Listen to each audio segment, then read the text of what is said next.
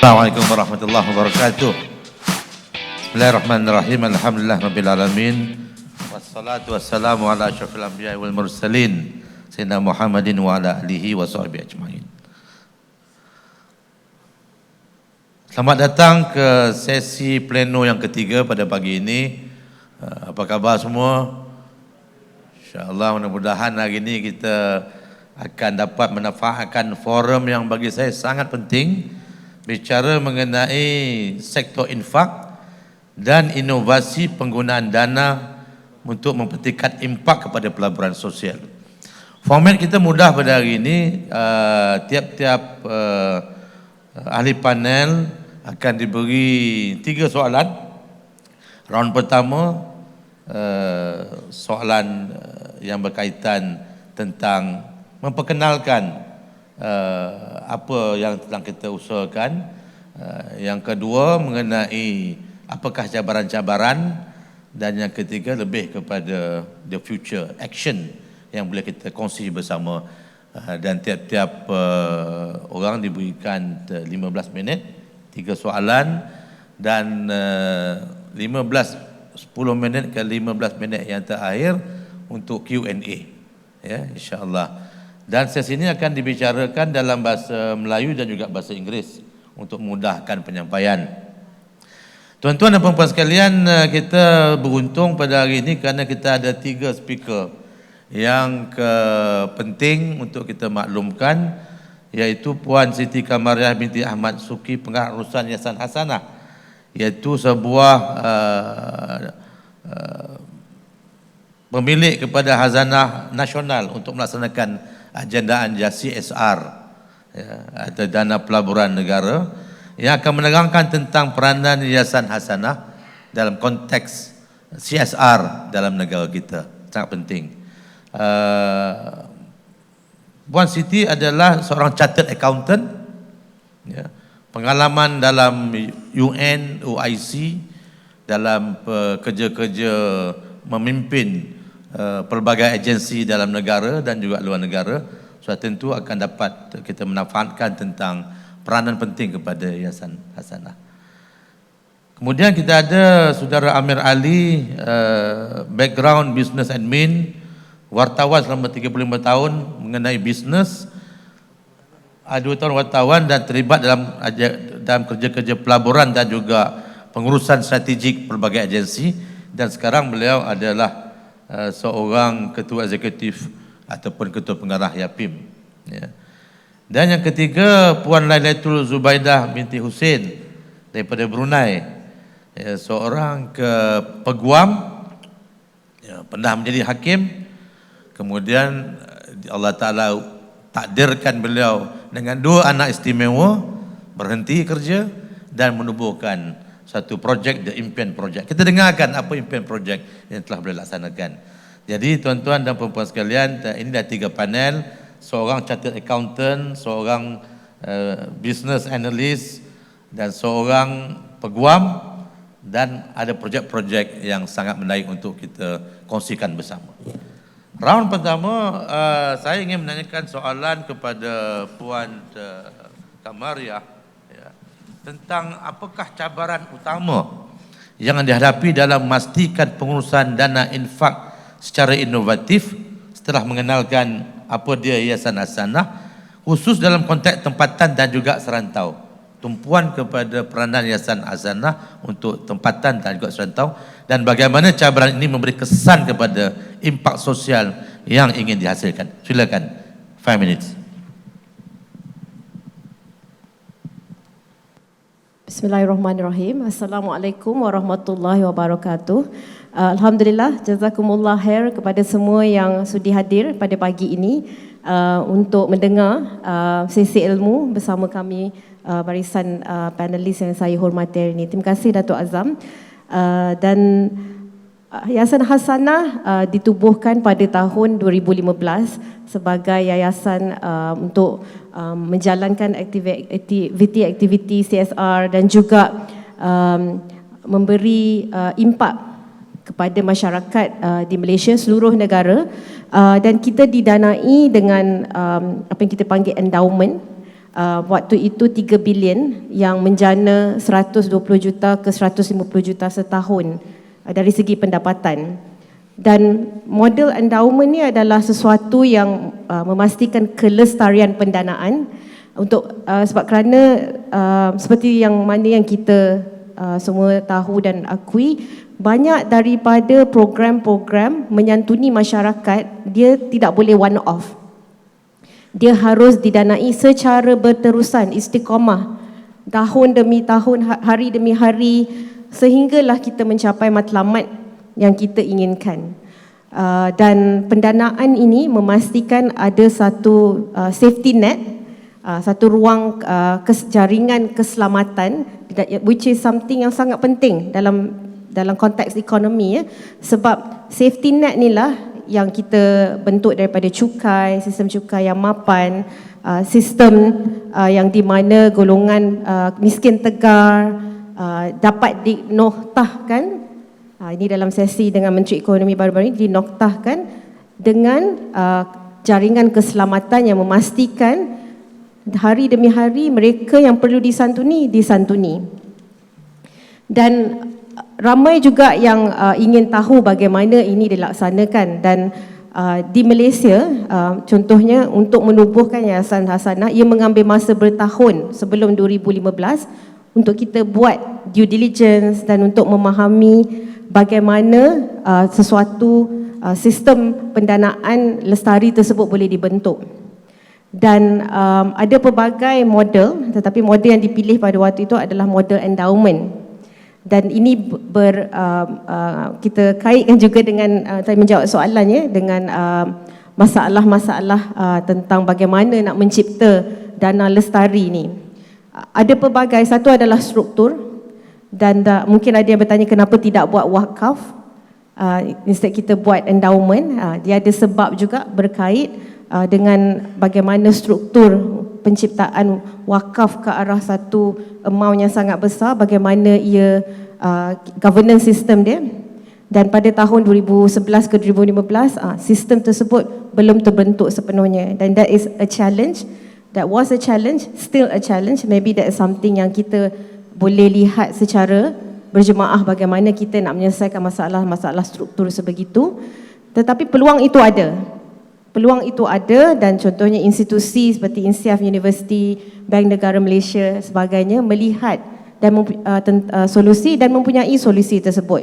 Tapi soalannya bagaimana kita nak melaksanakan sesuatu endeavour tersebut secara berjemaah, tuntas dan mapan. Dari segi cabaran yang kedua adalah kepercayaan. Untuk kita melaksanakan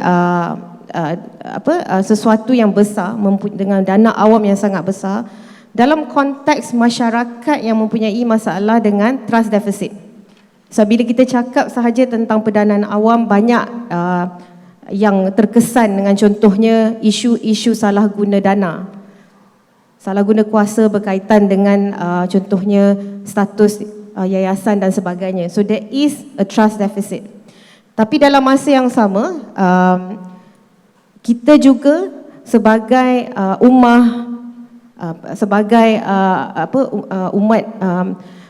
beragama Islam, kita ada tanggungjawab. Kita perlu ada keberanian untuk membawa solusi kepada masalah walaupun kita ada cabaran-cabaran sebegini.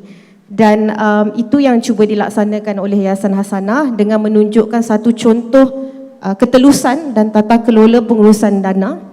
Dan kita juga bekerjasama dengan pelbagai agensi dan institusi termasuk Malaysian Accounting Standard Board dan juga Malaysian Institute of Accountants contohnya, untuk memastikan ada satu piawaian dasar yang memastikan tata kelola dana yang baik. Dan kita juga berusaha untuk memastikan trust capital untuk sektor impak, sektor pendanaan awam ni sangat tinggi. Dan kita juga mengambil langkah pioneering untuk memastikan contoh Yayasan Hasanah dikenali di seluruh dunia dengan piawaian yang tinggi dalam sektor tata kelola. Contohnya kita dikenali baru-baru ini mendapat pengiktirafan di Hong Kong. Kita rank nombor 16 di rantau Asia dana yayasan yang dikelola dengan baik, dan di situ ada satu sahaja daripada negara Islam contohnya. Jadi itu adalah tanggungjawab kita bersama secara berjemaah walaupun cabaran itu ada, dan mandat kita sangat besar kerana di Malaysia keperluan untuk menyantuni masyarakat yang berkeperluan ni sangat tinggi, dan mandat kita bukan sahaja menyantuni umat, kita juga menyantuni alam sekitar, ruang awam, artisan seni budaya, ilmu melalui Khazanah Research Institute, dan juga kita memastikan Malaysia ini masa depannya adalah masa depan yang lestari, insyaAllah. Boleh TV kejap. Ni boleh Yayasan Hasanah ni boleh untuk aktiviti luar negara. Dia bergantung kepada program dan mandat tersebutlah.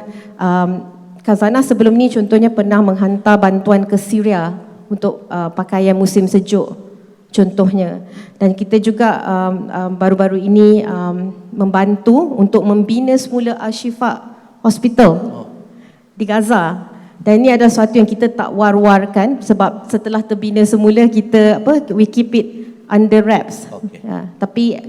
Tapi kebanyakannya kita buat secara senyap lah. Okey. Okay, alhamdulillah. Terima kasih.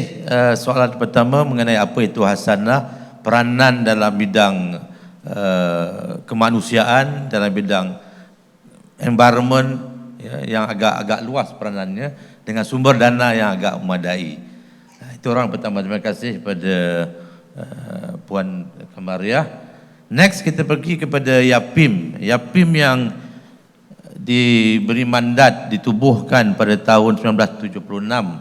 Peranannya adalah untuk membangun ekonomi Islam, pembangunan sosial dan juga pendidikan.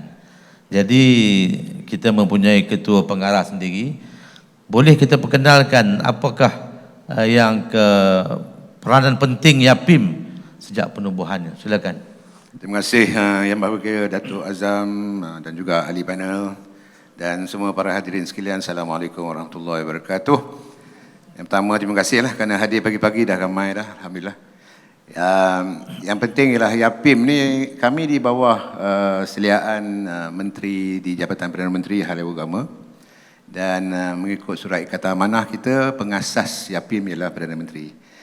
Sebagaimana Datuk Azam menyatakan tadi, kita ditubuhkan pada tahun 76, tetapi dari segi operasinya sebenar sebagai Yapim pada hari ini, ia sebenarnya telah disusun dan dilancar semula pada tahun 84. Itu sebenarnya kalau tahun 76, kenapa tahun ni 40 tahun Yapim kan? Jadi kita ambil tarikh yang kita dilancar semula pada 20 Julai tahun 1984, bermaksud tahun ini ulang tahun kita yang ke-40. Apa peranan kita? Jadi sebagaimana Yang Amat Berhormat Timbalan Perdana Menteri highlight semalam dalam pejabat Jabatan Perdana Menteri Hal Agama, dah lawa dah disusun untuk sektor ketiga ni. Yang pertama, zakat dah ada mawib. Yang kedua, wakaf dah ada yayasan wakaf. Dan yang ketiga, infak atau pendanaan awam ni Yapim. Jadi dah ada cantik dah. Jadi apa yang kita nak lakukan ialah target kita sebenarnya, kita dalam proses kita nak jadi sebuah Badan Pembangunan Ekonomi dan Sosial, maknanya ataupun Economic and Social Development Enterprise, Yapim. Itu target kita sekarang lah, going forward. Dan alhamdulillah selama 40 tahun ini Yapim telah pun dapat menyantuni banyak kalangan sasaran. Dan cuma apa yang telah kita lakukan ialah pada tahun lepas kita telah memulakan satu program yang dinamakan sebagai program Najah. Najah iaitu program kita nak memperkasakan semula Yapim dengan direction yang tak kata yang lama tak betul, yang lama betul, tetapi kita nak lebih baik mengambil kira situasi pada waktu ini.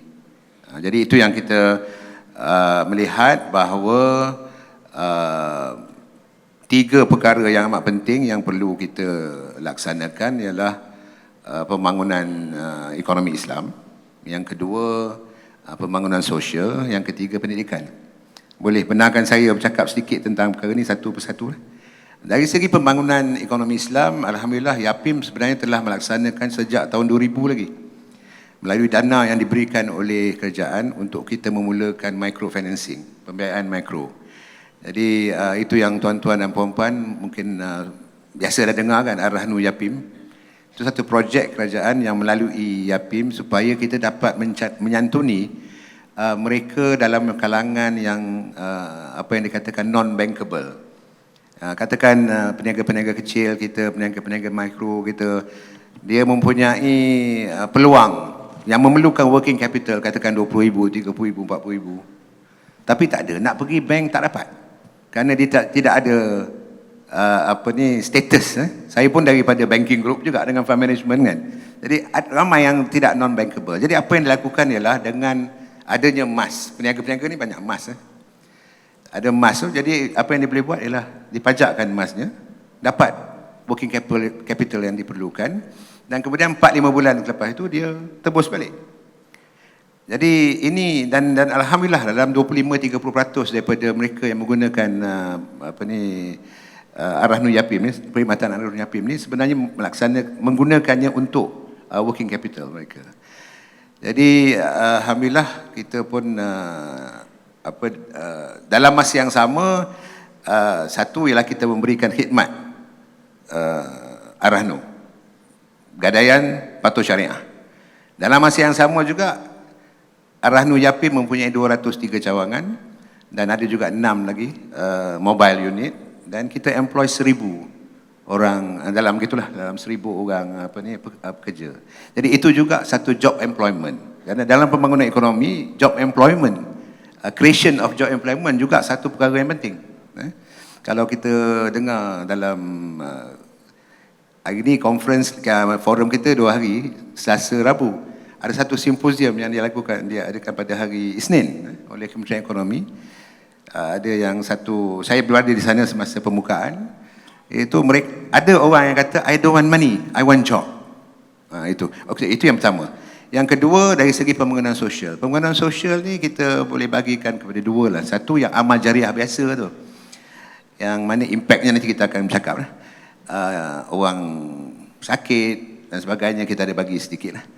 Tapi yang keduanya yang lebih kami lihat mempunyai impact yang lebih tinggi kerana mereka kita keluarkan daripada kepompong kemiskinan ialah pembangunan usahawan. Pembangunan usahawan, nanti kita akan bincang perkara itu sikit. Pembangunan usahawan ni, tetapi usahawan macam mana? Ada usahawan yang boleh bankable, tapi kita melihat kepada usahawan-usahawan yang non-bankable juga, underserved, unserved, dan kalangan mereka yang nano dan juga micro entrepreneurs. Dan yang ketiga ialah pendidikan. Saya rasa ramai dari kalangan kita di sini pada waktu kita sekolah rendah, sekolah menengah, kita juga dalam kalangan B40, termasuk saya sendiri. Tetapi pendidikan yang dapat mengeluarkan kita daripada kemiskinan. Jadi perkara yang sama juga yang perlu kita laksanakan kepada mereka yang berada dalam situasi kita 40-50 tahun sebelum ini. Jadi pendidikan juga penting dan banyaklah program kita, dan kita melihat semula juga sekarang ni tentang pendidikan apa lagi yang perlu kita laksanakan supaya dapat mencapai matlamat. Terima kasih. Okey, terima kasih. Jelas sekalian ya, peranan YAPIM yang sangat penting, pembangunan ekonomi Islam, membina usahawan, menyelesaikan masalah kemiskinan dan juga dalam bidang pendidikan. Saya ingat inilah infak yang diberikan yang memberi kekuatan mudah-mudahan insya-Allah kepada YAPIM insya-Allah. Next we would like to invite Puan Zubaidah. Puan Zubaidah boleh bercakap dalam bahasa Melayu Selangor Brunei. Tapi oleh kerana in the interest of time, it's better for her to explain in English. And what problem did you personally face in organizing the TIP, the impian project, that affected you personally with your 2 children with you? Please, Okay. Assalamualaikum warahmatullahi wabarakatuh. Bismillahirrahmanirrahim. Thank you, Dato, for the question. I want to apologize if I am a little bit nervous. I didn't sleep well last night for 2 reasons. One being the fact I was a little bit worried about turnout, but alhamdulillah, I'm glad to see so many people in the room this morning. The other thing I was worried about was penyampaian saya dalam bahasa Melayu. Bukan saya tak pandai cakap Melayu, tapi bahasa Brunei ini lain, bah. Yeah.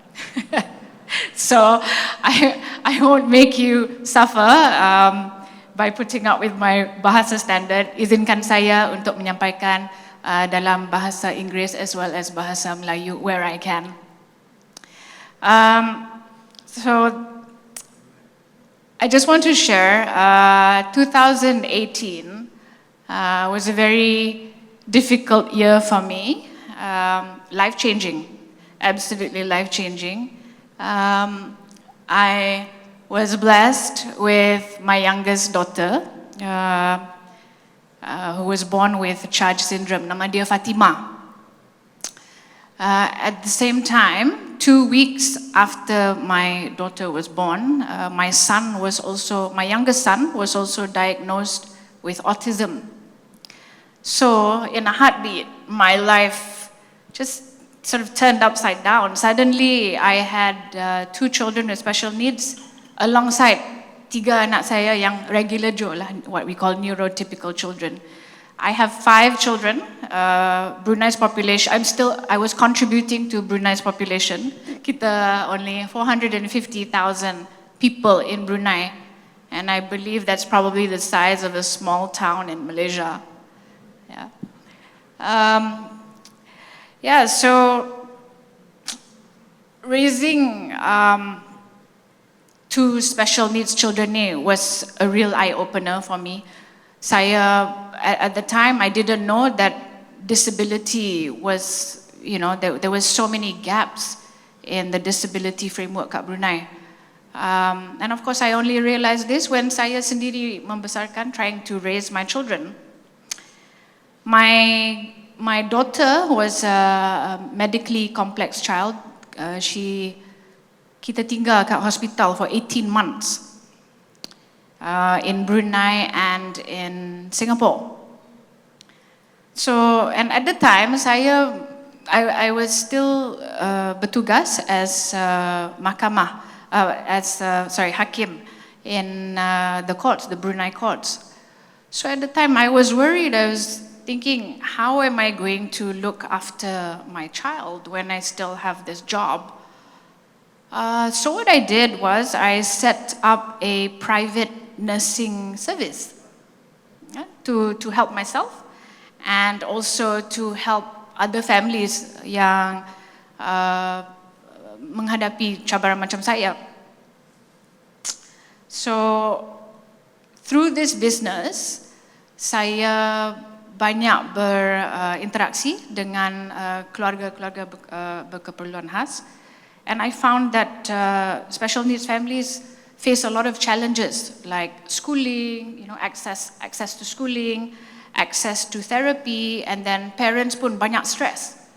They were so stressed, trying to raise their children, because even with normal children pun kita tak ada manual, apalagi kalau with special needs children and their high needs. So based on this business, I set up a CSR initiative, which ended up being the Impian project. So in 2020, I resigned from government in 2020, and then I started working in the disability space, trying to help other families as well as myself. So this was very much based on a personal need. And then I set up a resource fair. And what this was I pulled together all the special needs service providers under one roof. So it was like an expo, like a convention of sorts. So I invited segala sekolah, therapy providers, all the persatuan-persatuan OKU. And then, so from there, the Impian project launched, and we became a one-stop resource, like directory. So 4 years, so we've been doing work now for 4 years. So we are, like I said, a one-stop. Families come to us, we connect families, and then where families are requiring help, for example, ada keperluan medical equipment and all that, kita buat fundraising. And because we're a small community, I would say, it's been a very fulfilling experience getting the community to recognize the issue of disability kat Brunei. Thank you, Puan Zubaidah. She has been awarded the Point of Light Commonwealth by Ratu Elizabeth II for her achievement. And Alhamdulillah, Alhamdulillah, thank you. she was awarded also the She Leads Here from Canada as a campaigner for that project. Thank you. Well, we will move for the second round. I think time is running out. We will merge the second and the third question into one. Will that be okay with all of you? Okay, because we have to finish by 10:10 and more questions we hope from the floor. Okay, soalan kepada Puan Kamaria, soalan kedua dan juga ketiga, apakah model pelaburan dan inisiatif infak yang berjaya dilaksanakan dan apakah langkah-langkah yang boleh diambil untuk memperkokohkan program ini dalam konteks dalam dan juga serantau? Silakan. Terima kasih. Sebelum saya jawab soalan tu, ada satu pengalaman saya lah dalam tempoh pandemik, di mana setelah beberapa tahun bekerja di luar negara, di New York dan travel all over the world lah, Syria, Jordan, Vatican, untuk promote penggunaan dana awam yang baik secara inovatif dan sebagainya. Tapi something yang membuatkan menyentuh hati saya adalah apabila saya decided untuk berhenti di dalam sektor multilateral dan berada di Malaysia pada tempoh pandemik, dan saya mengambil keputusan untuk menjadi pelukis sepenuh masa. That was a very radical decision on my part, because setelah lebih daripada 25 tahun bertugas di seluruh negara, di pelbagai negara, saya tiba-tiba nak melukis. Tapi of course mungkin tu qadarnya, sebab apa yang saya lihat, I found myself instead of painting, saya dalam tempoh pandemik tu menjual 300 lukisan contohnya untuk fundraise, untuk membantu pelbagai bentuk keperluan dana di peringkat grassroots miskin tegar. Contohnya saya jual lukisan saya untuk bantu keluarga yang tak mampu beli gas dekat Sabah. Contohnya hasil perjualan lukisan saya. Dan bila saya jual satu lukisan dapat 2,000, 3,000, saya serahkan pada satu keluarga. Contohnya di Sabah untuk bina semula dapur mereka. Dengan pembinaan dapur tu yang dapat 2,000 contohnya, dia boleh berjual dan dia boleh dapat sijil halal. Pentingnya untuk dapat sijil halal kena ada ruang memasak yang berbeza. Dan saya jual 300 lukisan dalam tempoh 2 tahun tu, dan setiap satu lukisan tu memang kesayangan saya lah. Tapi setiap satu tu ada kenangan dia, sebab dia ada cerita masing-masing. Dia pergi ke mana. Salah satu lukisan yang saya jual tu untuk membantu contohnya keluarga di Perlis yang ada anak berkeperluan khas contohnya. Dan daripada situ saya faham macam mana contohnya keluarga-keluarga yang walaupun kita ada zakat, sedekah sebagainya, kenapa tak sampai kepada mereka. Contohnya satu masalah bila ada keluarga yang walaupun ada masjid berdekatan, tidak disantuni dalam konteks masjid sebab dia tidak pergi solat berjemaah ataupun tidak kenal imam kawasan tersebut. Jadi itu yang menariknya, sebab dalam tempoh 2 tahun yang supposedly I was going to take a career break and paint all day and build a house by the sea, tapi ended up saya travel seluruh Malaysia menyantuni pelbagai masyarakat ni. Ada beberapa perkara yang saya belajar tentang pendanaan, di mana bagaimana nak menyantuni last mile ni. Contohnya daripada masjid ke 5 km radius masyarakat di keliling masjid yang tak mampu beli gas, tak mampu beli makanan, tak ada beras, tapi tak sampai kepada mereka. Dan juga kita bercakap tentang serantau ni, bagaimana kita nak selesaikan last mile. dan juga bagaimana kita nak pastikan masyarakat yang nak contribute. This is another thing I realised when I was selling my paintings, that kat Malaysia dan juga di negara Islam ni, kita tidak ada kekurangan insan yang nak sedekah, infak, wakaf. That is the beauty of Malaysians. Every time saya fundraise something untuk contohnya selamatkan kucing, bantu keluarga yang memerlukan ni, I will always fundraise more than enough. Contohnya saya perlukan 5,000, akan dapat 20,000. Contohnya, people have said that also I have high trust capital, Masya Allah, Alhamdulillah. But dia membuatkan saya berfikir. Jadi benda-benda yang sangat simple, contohnya QR code, mungkin can work dekat konteks urban, tapi rural daripada 5G jadi 0G di Sabah contohnya. So kita perlu memikirkan bersama bagaimana bila kita membuat sesuatu tu dia boleh sampai kepada direct ke tangan masyarakat. Dan is always sometimes it's like 1 kilometer radius, 5 kilometer radius, dan bagaimana, and dia juga berkait dengan soalan trust capital tu, sebab trust ni berkait dengan manusia. Manusia akan percaya bila dia ada hubungan dengan kita. So dan bagaimana kita mencipta jaringan hubungan yang kita humanize and personalize our intervention. Dan jadi bagaimana contohnya pengumpulan dana dan infak tradisional, bagaimana bila kita contohnya ada kutipan tabung masjid. Tapi bagaimana daripada tabung masjid tu sampai kepada, macam saya cakap tadi tu, 5 km radius yang berdekatan masjid tersebut. Dan bukan semua dapat memberi sumbangan fizikal ataupun menerima sumbangan fizikal. So dan ada pelbagai sistem, contohnya yang dibina oleh Yapim, My Infak Pay contohnya, yang dapat membawa perubahan di dalam collection. Dan juga di peringkat international ataupun serantau, ada berbagai lagi metodologi yang inovatif. Tapi yang penting kita kena lihat tentang kesesuaian, tentang bagaimana kita nak sesuaikan dalam konteks grassroots ataupun membumi di negara kita. Dan saya harap itu menjawab soalan Datuk. Terima kasih. Ya, terima kasih. Ini pengalaman yang diusulkan secara kreatif oleh Puan Kamariah dan Yayasan Hasanah. Nanti ada beberapa soalan tu nanti kita boleh mergekan untuk dijawab sekali harum, insya-Allah. Soalan untuk Encik Amir, iaitu masalah menoktahkan kemiskinan, satu cabaran, dan Perdana Menteri telah memberi deadline by end of this year masalah kemiskinan tegar selesai. Jadi apakah strategi Yapim dalam hal menoktahkan kemiskinan, mengeluarkan mereka daripada kepompong kemiskinan?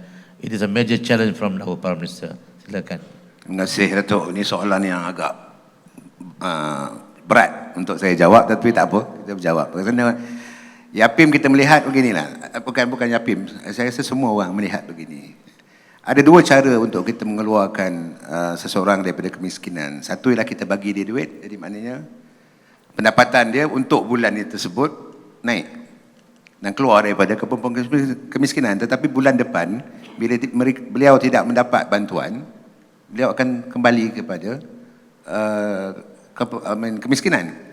Yang kedua ialah itu dalam istilah kita panggil bagi ikan lah.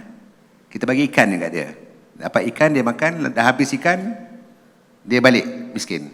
Yang kedua, kita bagi dia jala ataupun kita bagi dia pancing.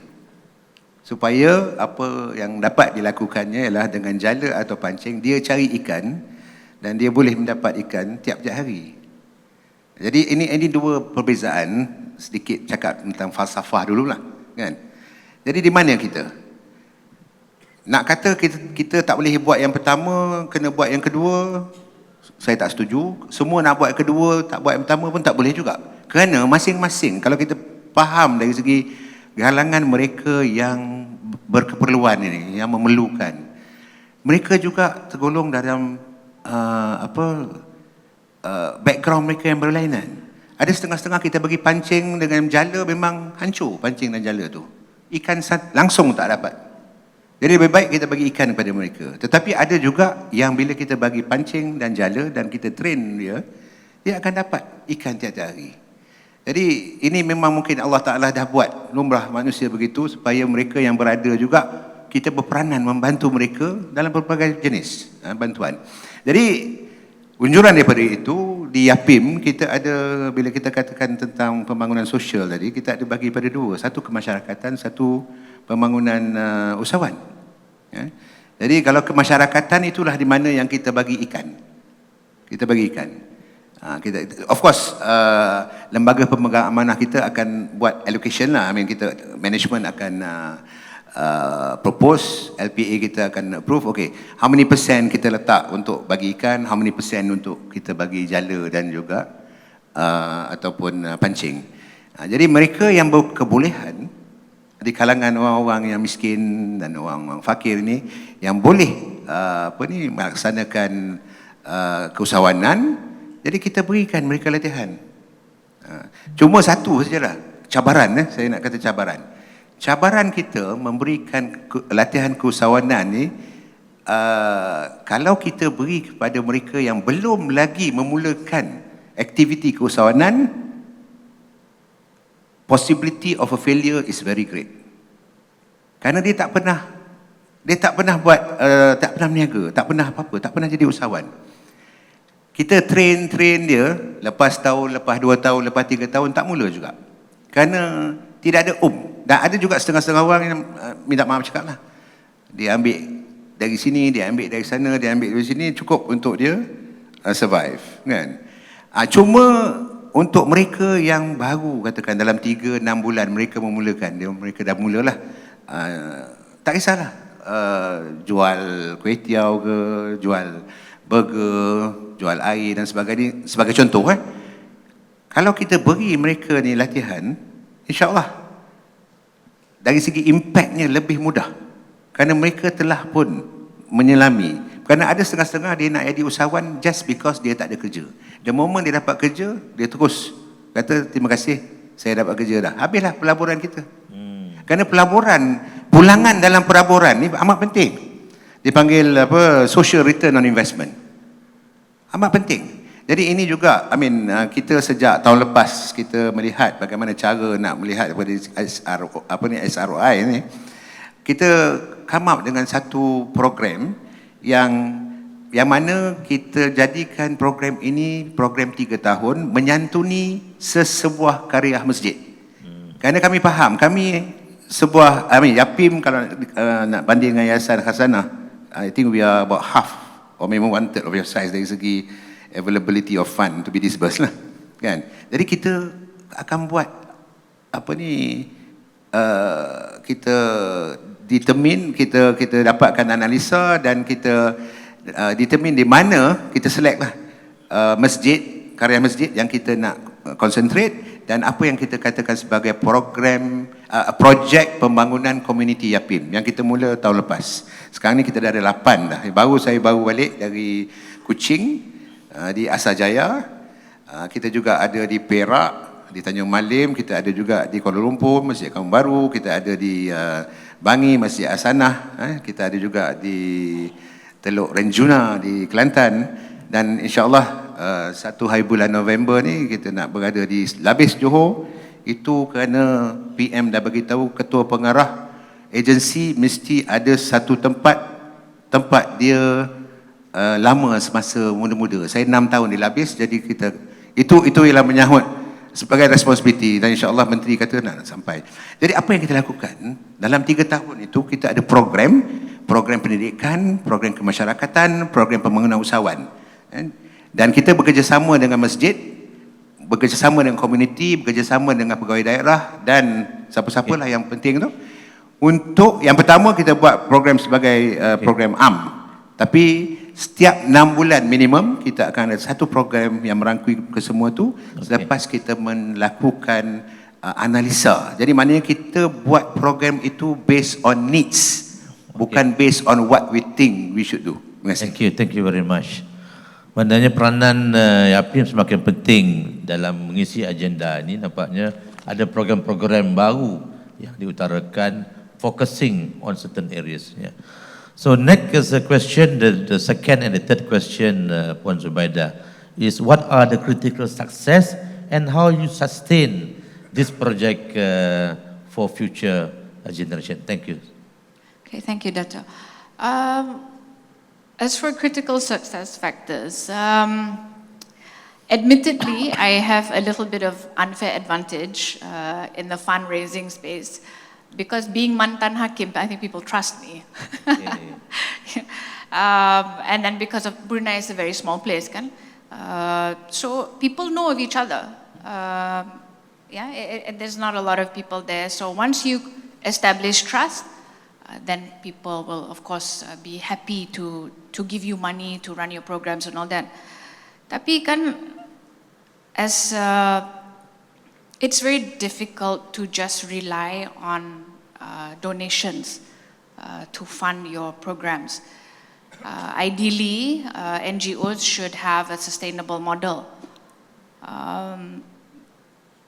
Also, for myself, I'm an entrepreneur, so I have my own law firm now, Dato', and I have a few business ventures. So what I've done is that I have made the Impian project very central to all my business activities. So I make sure that there's a knock-on effect, okay? So in terms of staying power, like for example, there should be a photo coming up. Yes, okay, so this is my law firm annual event. Okay, I don't know if you recognize the person in the picture, but that is Princess Anisha, Prince Martin's wife. You know, Brunei is quite famous for Prince Martin, by the way. So she has been an avid supporter of the Impian project through Prince Martin's business ventures as well. We get a lot of support from them. So it's important to maintain good relationships with key stakeholders, and that's not just the government agencies, but also corporate giants, because they have influence. And when you have influence, you have reach, and you can do so much more, right? Especially in a very small place like Brunei. So I would say that maintaining good relationships with people who can, drive the social cause with you is extremely important. The other thing that we do as well, as I said, I make the Impian project very central to all my business ventures. So we've done, it's not enough to just give people handouts. Like for the families, it's important to empower them with knowledge. So what we've done, the law firm has conducted awareness on things like creating special needs trusts for their children so that they know how to prepare their families for the time when the parents are no longer around. That is it's a fear that I myself carry. I don't know what my children are going to do when I'm no longer around. So we educate the parents on how to manage their children. So going forward, building up programs on sustainable business models is very important. The Impian project is now going to go into setting up a special needs daycare as well as a learning center, and all based on business model. We are not looking at the charity model now. We're looking at a business model so that we can kill two birds with one stone. One is to address the gap and also to provide a much needed service. So I think that should answer the question. Yeah, that is very interesting. That means when you form this organization, you are trying to resolve special needs by the society. Then the society will come in. You see? Okay, thank you very much. I think, and you are a businessman, a business lady, yes. and I'm sorry. So that business is and your credibility that make the project sustainable. And yes, and in fact, I was, I'm also happy to be here because I was inspired by what Yapim has done also. I noticed that outside there was usahawan. Yes, it gave me this idea that I'm going to go back to Brunei because OKU employability is a big challenge, not just in Brunei but all over the world. Okay, good. So now I'm going to go back to Brunei and I'm going to use my Niaga compliance platform to try and equip OKU to be self-employed. Because to harapkan for them to be employed by other organizations is going to be very, very challenging. So they might as well be self-employed, and we'll try and do that. Thank you so much. Tuan-tuan dan puan sekalian, kita ada beberapa soalan daripada Slido tadi. Saya cuba gabungkan soalan tersebut. Isu yang utama sekarang adalah sustainability. Ya, NGO mereka mengenali APIM, tapi hasanah ni mana seolah macam elitis, ya. Orang tak berapa nak tahu macam mana nak dapat tap daripada hasanah ni. Jadi soalan nombor maknanya soalan saya seorang ke 3 minit, ya, sebab kita nak habis by 10, ya. A short answer, what we call, this is the perception. Hasanah is so elitist that it is not reachable by the normal NGO trying to do charitable work. And soalan kepada saudara Amir, ada kebanyakan pendanaan donation kepada NGO will give the project but no cost pengurusan. Ya, tak boleh tidak ada kos pengurusan. Macam mana nak sustain? Macam mana mereka nak buat kerja? Ya, we need to get the best people to run the project, but selalunya kita bagi bantuan tidak ada kos pengurusan. Ini direct pada people. Siapa nak hantar mereka? The transportation cost, the manpower involved. So ini antara soalan, dua soalan. Yang satu, Yayasan Hasanah, is it true that you are elitist, that people are not reachable, or maybe people are not aware about what you are doing? And secondly, macam mana isu soal kos pengurusan yang sentiasa dijadikan isu oleh pendana? Silakan. Menarik soalan tu, ya. Quite provocative. Yayasan Hasanah kita beri dana kepada, model kita adalah kepada NGO, kepada rakan kerjasama, dan semua boleh memohon melalui kita punya grant cycle yang kita buka dalam bulan 2 sampai ke bulan 5 setiap tahun, and this is like for large grants yang lebih daripada 500,000 ke atas, yang di mana boleh dipohon untuk pelbagai program yang katalitik berimpak besar. Ini mungkin ni antara yang orang panggil elitis tadi lah, orang panggil. Tapi dalam masa yang sama, ini adalah program-program yang mungkin ramai kenal lah, macam contohnya nak menyelamatkan harimau, program kita yang kita bagi beasiswa untuk global scholars kita yang pergi ke universiti-universiti terbaik di seluruh dunia seperti Harvard, Oxford dan sebagainya. Tapi kita juga ada program-program untuk marhain. Mungkin ni sesuatu yang kita boleh wawarkan, tapi mungkin juga tidak ramai tahu. Contohnya, siapa tahu yang baru-baru ni ada viral di TikTok, lobi di PPR Lembah Subang yang nampak macam hotel. Ada siapa-siapa sini yang nampak? Ada nampak? Okey, ada beberapa nampak, ya. Program tersebut didanai oleh Yayasan Hasanah melalui Eating City, tapi tidak ramai tahu. Tapi kenapa kita meletakkan Think City ke depan? Kerana mandat utama Yayasan Hasanah adalah salah satu daripadanya adalah pembinaan kapasiti. Kita nak memastikan kita ada kepimpinan yang sangat hebat dan tinggi yang mampu untuk menggerakkan komuniti seperti Think City. Itu jadi kenapa kita letak dia ke depan sebegitu. Banyak lagi program-program kita, contohnya menyelamatkan harimau melalui pelindung, dan juga dengan NGO bernama Rimau. Banyak lagi contoh-contoh sebegini. Contohnya banyak program di PPR di seluruh negara yang dijalankan oleh dengan rakan kerjasama, dan kita membina kapasiti kepimpinan mereka dan mereka ke depan. Ada juga cakap ada setengah NGO tak bagi dana untuk operasi. Hasanah memberi dana operasi sehingga 30% untuk memastikan NGO kita dapat bayar gaji, dapat menyantuni. Tentu kita nak jaga menyantuni masyarakat yang berkeperluan, tapi kalau kita lupa staff kita tak dapat gaji. Sebab kenapa banyak dana di luar sana cuba untuk dana program.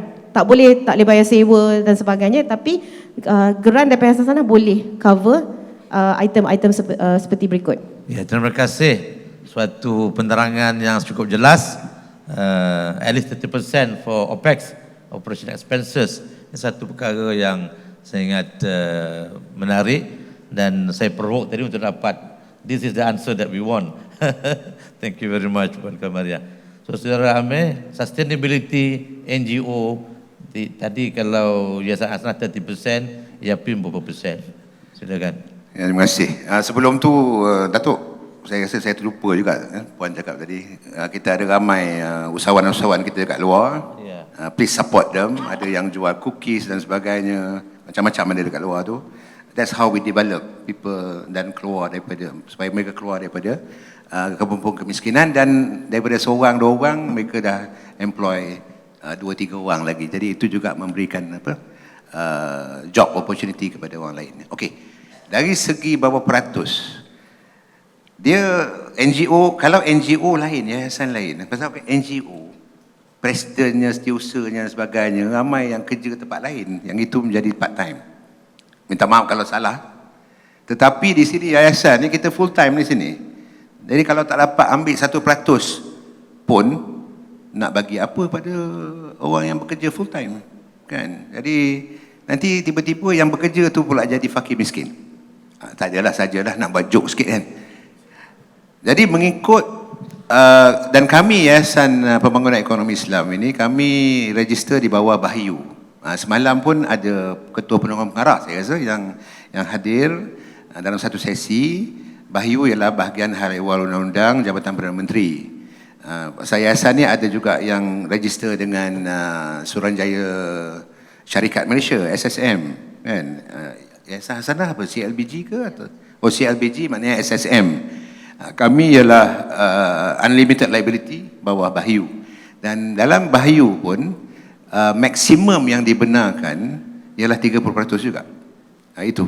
Tetapi mereka sekarang sedang menilai semula dan sebagainya, kan, sebagaimana yang semalam, dan juga Perdana Menteri juga bulan lepas ada mengumumkan mengenai kerajaan akan amend akta yang berkaitan yang tak pernah di amend sejak merdeka.